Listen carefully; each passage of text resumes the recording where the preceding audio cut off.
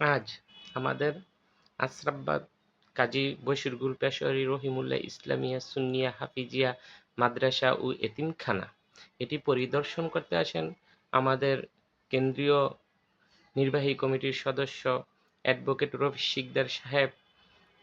এই মাদ্রাসায় ওনার ভাই মরহুম আমিরুল ইসলাম শিকদার সাহেবের প্রথম মৃত্যুবার্ষিকী উপলক্ষে মিলাদ ও দোয়া মাহফিল করা হয়।